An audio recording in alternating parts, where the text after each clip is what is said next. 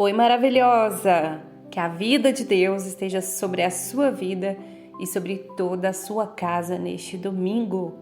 Eu quero desejar que esse dia seja um dia de reflexão, cuidado, descanso, tempo de qualidade com quem você ama, um tempo para se organizar, para colocar a casa em ordem. E a casa que eu digo é você mesma, com as suas emoções, os seus pensamentos, e também para planejar a próxima semana, para que na próxima semana algo que talvez não tenha dado certo nesta venha dar certo, e aquilo que deu certo venha dar mais certo ainda e venha ser ainda melhor. Hoje eu quero trazer uma reflexão que está no livro do Êxodo, no capítulo 4, a partir do versículo 9, que diz assim: E se ainda assim não acreditarem nestes dois sinais, nem lhe derem ouvidos, tire um pouco de água do Nilo e derrame-a em terra seca. Quando você derramar essa água em terra seca, ela se transformará em sangue. Disse, porém, Moisés ao Senhor: Ó Senhor, nunca tive facilidade para falar, nem no passado nem agora, que falaste a teu servo. Não consigo falar bem. Disse-lhe o Senhor: Quem deu a boca ao homem? Quem o fez surdo ou mudo? Quem lhe concede vista ou o torna cego? Não sou eu o Senhor? Agora, pois, vá, eu estarei com você, ensinando-lhe o que dizer. Respondeu-lhe, porém, Moisés: Ah, Senhor, peço-te que envies outra pessoa.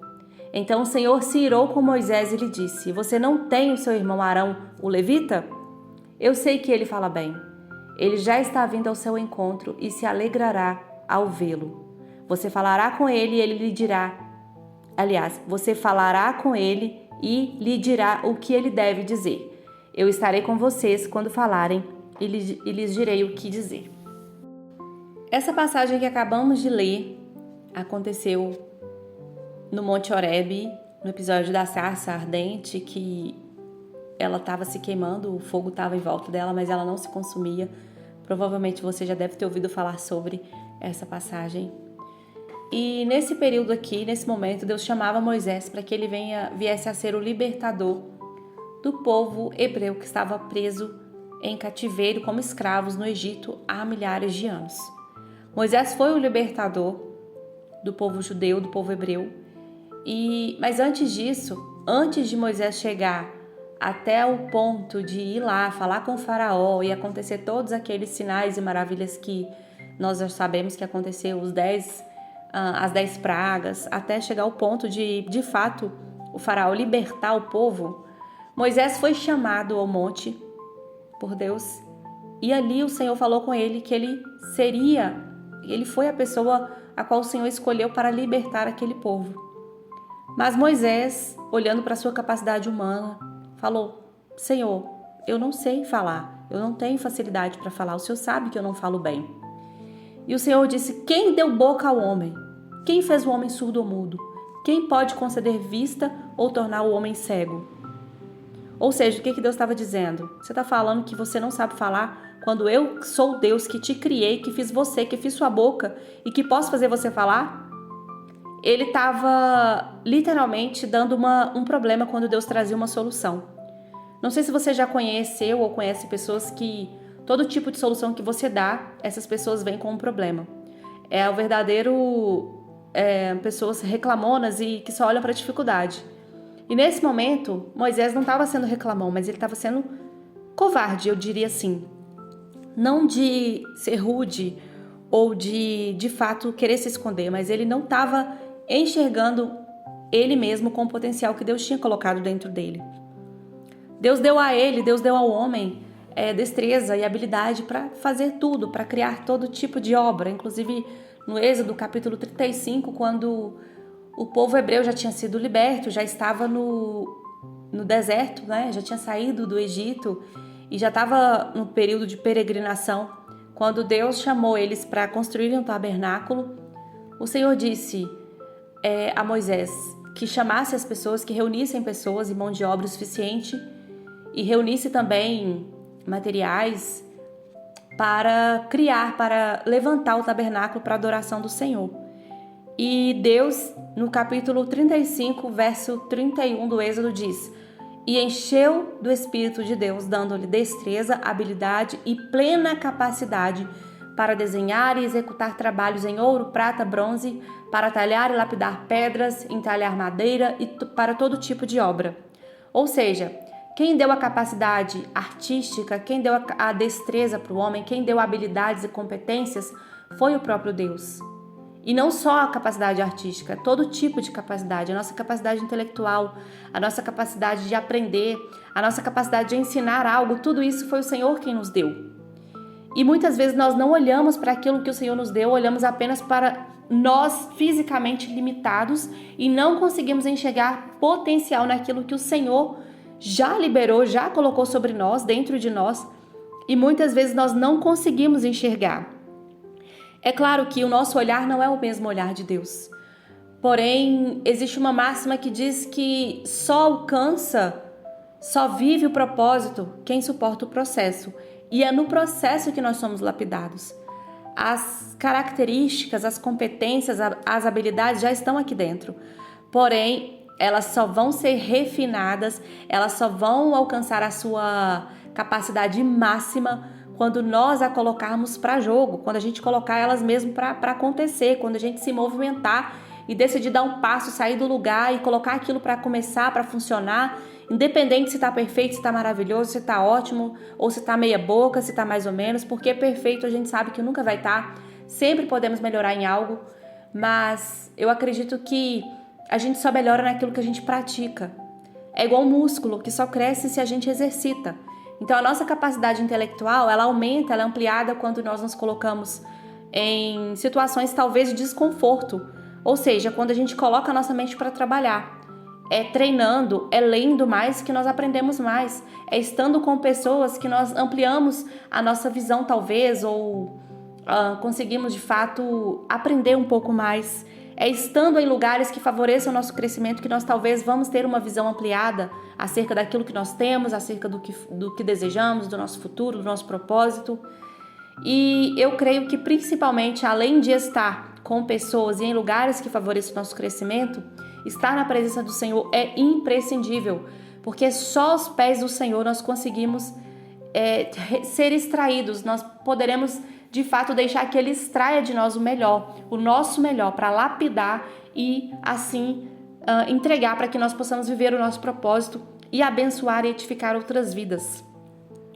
Existem pessoas esperando que a gente dê um novo passo. Existem pessoas esperando que a gente acredite naquilo que Deus já colocou dentro de nós para serem libertas, para alcançarem novos níveis, novos ciclos. O povo hebreu estava no deserto, aliás, estava no Egito, escravos, há milhares de anos, há cerca de 400 anos o cativeiro, e precisava de um libertador. E Deus levantou esse homem, Ele levantou Moisés, mas Moisés não enxergava a ele mesmo como Deus o enxergava. Deus enxerga a gente com o melhor que nós temos, Ele consegue ver dentro da gente o que tem de mais relevante, de mais intrigante, talvez humanamente olhando, mas Ele consegue olhar o que tem de maior valor que Ele colocou dentro de nós, a nossa capacidade, o nosso potencial, que não é nosso, foi dado por Ele e para algum propósito maior. No caso de Moisés, era para libertar toda uma nação e as futuras gerações do cativeiro egípcio. E no nosso caso, talvez Deus só está esperando a gente falar: Senhor, eis-me aqui, me capacita para viver os teus planos, me capacita para viver tudo o que o Senhor já liberou para a minha vida, os seus projetos para mim, o seu propósito para a minha vida. Talvez você tenha um dom, um talento que você nem imagina, que Deus te deu para transformar outras vidas, para servir. O nosso propósito maior é servir. É servindo que nós somos lapidados, é servindo que nós somos aperfeiçoados e é servindo também que, além de edificarmos vidas, nós prosperamos no propósito que Deus colocou dentro de nós. Que nós não sejamos como Moisés no início, porque no início eu acredito que é super compreensível, porque eu não posso falar que eu não faria igual. Falar que pegar uma pessoa e essa uma pessoa vai conseguir libertar toda uma população gigantesca que estava cativa por tantos anos é de realmente sentir um certo temor. mas o Senhor capacitou ele. Ele olhou para aquilo que ele não tinha. Inclusive, nós lemos aqui no versículo 14 que diz que o Senhor se irou com Moisés. Ou seja, talvez Deus está insistindo em algo que para você parece impossível, parece loucura, parece que não tem como dar certo. Mas se Deus colocou a visão no seu coração, se Deus te deu essa direção, por que não enfrentar os seus medos? Por que não enfrentar as suas limitações? Deus sempre vai colocar pessoas para nos auxiliar na nossa caminhada. Nós não podemos achar que conseguiremos fazer tudo sozinhos, porque não conseguimos. Nós dependemos, claro, que totalmente, exclusivamente de Deus. Nós não podemos depender de pessoas. Nós dependemos do Senhor, e quando nós dependemos dele, ele se encarrega de providenciar todos os recursos e tudo que nós precisamos quando estamos alinhados à sua visão. Mas ele sempre vai colocar pessoas no nosso caminho. Nós não podemos depender dessas pessoas, mas precisamos delas e precisamos reconhecer isso. Não somos autossuficientes, mas Deus coloca pessoas no nosso caminho para nos auxiliar. Então Deus colocou Arão para auxiliar Moisés. Ou seja, Deus sempre vai colocar pessoas que são da nossa caminhada para nos auxiliar, para ser pontes para o nosso destino, para nos fortalecer na caminhada, para interceder por nós. E também vão vir pessoas que não são da nossa caminhada. Algumas pessoas que não são da nossa caminhada, talvez, virão com certeza por permissão de Deus para nos forjar mesmo, para nos testar, para nos amadurecer, porque diante de desafios nós amadurecemos. Mas nós precisamos saber identificar quem é para caminhar conosco e quem não é. E esse discernimento só o Espírito Santo pode nos dar.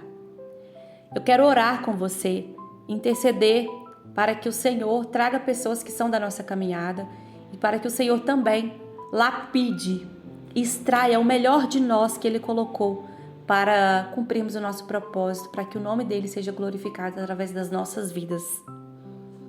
Pai, eu oro a Ti agora em favor de cada vida que está ouvindo essa palavra. Eu oro a Ti, Deus, e peço ao Senhor perdão por todas as vezes que nós fomos covardes, por todas as vezes que nós nos acovardamos, tentamos nos esconder, tentamos esconder aquilo de valor que o Senhor colocou dentro de nós, porque insistimos em olhar com os nossos olhos humanos e carnais que são limitados.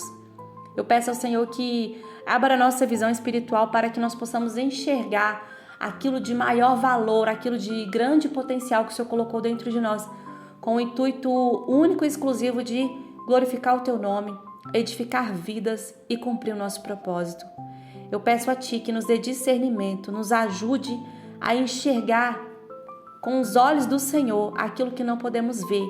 Traga pessoas para nos auxiliar nesse processo, traga pessoas da sua caminhada, apresenta-nos os Teus amigos, pessoas que vão nos ajudar na caminhada, que vão interceder por nós, que vão celebrar nossas vitórias, nossas conquistas e que nos momentos de dificuldades vão nos fortalecer.